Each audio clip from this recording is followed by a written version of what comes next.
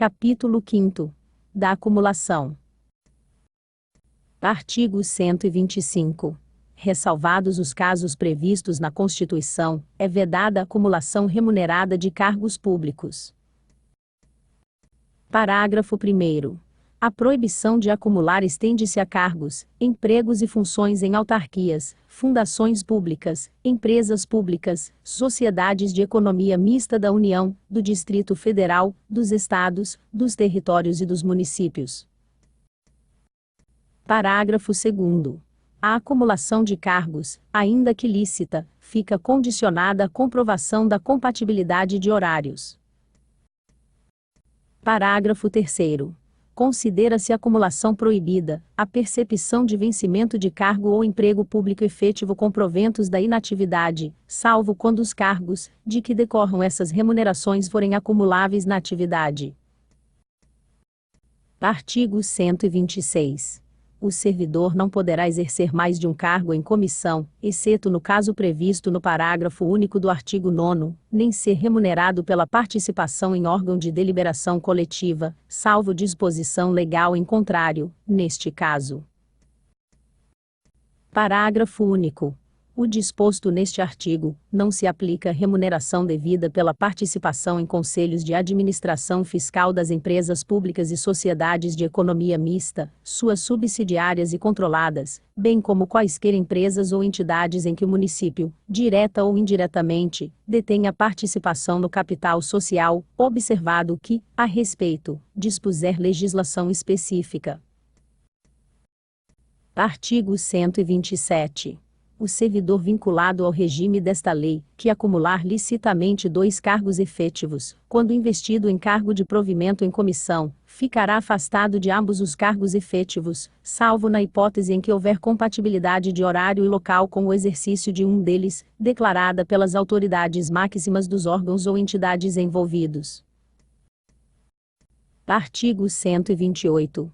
Detectada a qualquer tempo, a acumulação ilegal de cargos, empregos ou funções públicas, a autoridade a que se refere o artigo 136 notificará o servidor, por intermédio de sua chefia imediata, para apresentar opção no prazo improrrogável de 10 dias, contados da data da ciência, e, na hipótese de omissão, adotará procedimento sumário para a sua apuração e regularização imediata, que se desenvolverá nas seguintes fases. Inciso 1º.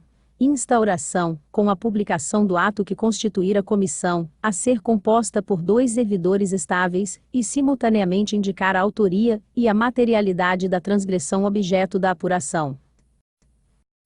Inciso 2º. Instrução sumária, que compreende indiciação, defesa e relatório. Inciso 3º. Julgamento.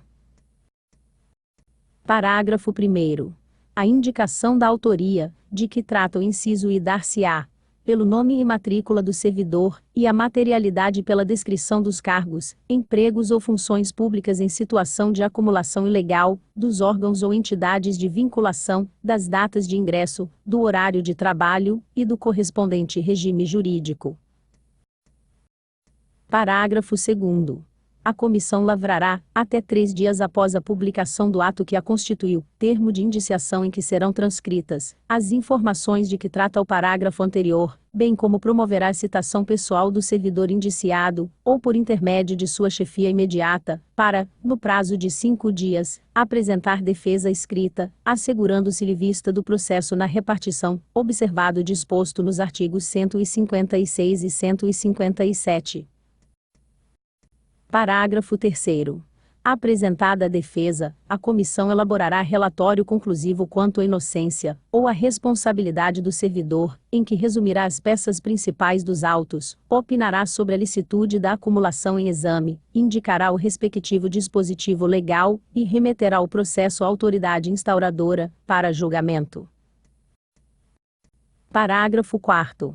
No prazo de 5 dias, contados do recebimento do processo, a autoridade julgadora proferirá a sua decisão, aplicando-se, quando for o caso, o disposto no parágrafo 3º do artigo 160.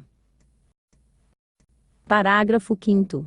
A opção pelo servidor até o último dia de prazo para defesa configurará sua boa-fé, hipótese em que se converterá automaticamente em pedido de exoneração do outro cargo. Parágrafo 6º. Caracterizada acumulação ilegal e provada má-fé, aplicar-se-á a pena de demissão, destituição ou cassação de aposentadoria ou disponibilidade em relação aos cargos, empregos ou funções públicas em regime de acumulação ilegal, hipótese em que os órgãos ou entidades de vinculação serão comunicados. Parágrafo 7º. O prazo para a conclusão do processo administrativo disciplinar submetido ao rito sumário não excederá 30 dias, contados da data de publicação do ato que constituir a comissão, admitida sua prorrogação por até 15 dias, quando as circunstâncias o exigirem. Parágrafo 8º. O procedimento sumário rege-se pelas disposições deste artigo, observando-se, no que lhe for aplicável, subsidiariamente, as disposições dos títulos 4º e v desta lei complementar. Artigo 129. Será cassada a aposentadoria, ou a disponibilidade do inativo que houver praticado, na atividade, falta punível com a demissão. Artigo 130. A destituição de cargo em comissão exercido por não ocupante de cargo efetivo, será aplicada nos casos de infração sujeita às penalidades de suspensão e de demissão. Parágrafo único. Constatada a hipótese de que trata este artigo, a exoneração efetuada nos termos do artigo 33, será convertida em destituição de cargo em comissão. Artigo 131. A demissão ou a destituição de cargo em comissão, nos casos dos incisos 4º, 8º, x e 11 do artigo 122, implica a indisponibilidade dos bens e o ressarcimento ao erário, sem prejuízo da ação penal cabível. Artigo 132. A demissão ou a destituição de cargo em comissão, em virtude da prática das condutas previstas no artigo 116, incisos 9º, 11 e 20, incompatibiliza o exemplo servidor para nova investidura em cargo público municipal, pelo prazo de 5 anos. Parágrafo único. Não poderá retornar ao serviço público municipal o servidor que for demitido ou destituído do cargo em comissão por infringência do artigo 122, incisos 1º, 4º, 8º, x e 11. Artigo 133. Configura abandono de cargo, a ausência intencional do servidor ao serviço por mais de 30 dias consecutivos. Artigo 134. Entende-se por inassiduidade habitual a falta ao serviço, sem causa justificada, por 60 dias, interpoladamente, durante o período de 12 meses. Artigo 135. Na apuração de abandono de cargo ou inassiduidade habitual, também será adotado o procedimento sumário, a que se refere o artigo 128, observando-se especialmente que: inciso 1º. A indicação da materialidade dar-se-á.